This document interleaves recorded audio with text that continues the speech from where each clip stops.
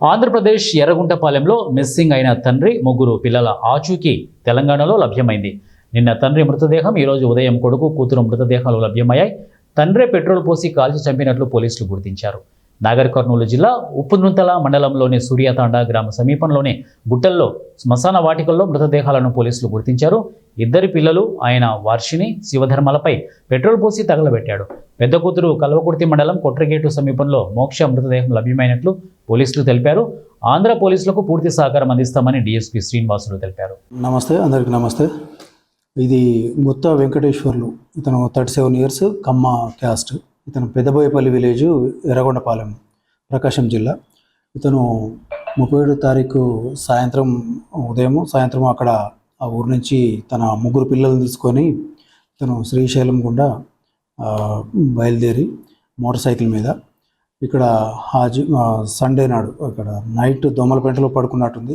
Sunday morning ఇతను హాజీపూర్ గుండా ఈ హైదరాబాద్ హైవేపై శ్రీశైలం రూట్లో వెల్దండ అక్కడ అంతవరకు ప్రయాణించండి ఇతను. అయితే ఇతను హాజీపూర్ నుంచి ఈ డిండి మధ్యలో తన ముగ్గురు పిల్లలతో కనిపించాడు. ఈ హాజీపూర్ దాటిన తర్వాత వెల్దండ నుంచి వెల్టూరు దగ్గర నుంచి ఒక పెద్ద అమ్మాయి తర్వాత ఇతనే అక్కడికి ప్రయాణించినట్టుగా మాకు వాళ్ళ ఇన్ఫర్మేషన్ ద్వారా మేము వెరిఫై చేస్తే తెలిసింది. ఇది నిన్న కూడా ఈ ఇద్దరు పిల్లల గురించి మేము Achampet CI and SI and team, local చుట్టుపక్కల ఉన్న గ్రామాల ప్రజలు కూడా ఈ పిల్లల గురించి వెతికినారు. అదేవిధంగా ఈరోజు మళ్ళీ ఉదయం 8 గంటల నుంచే వెతకడం మొదలుపెట్టినాము.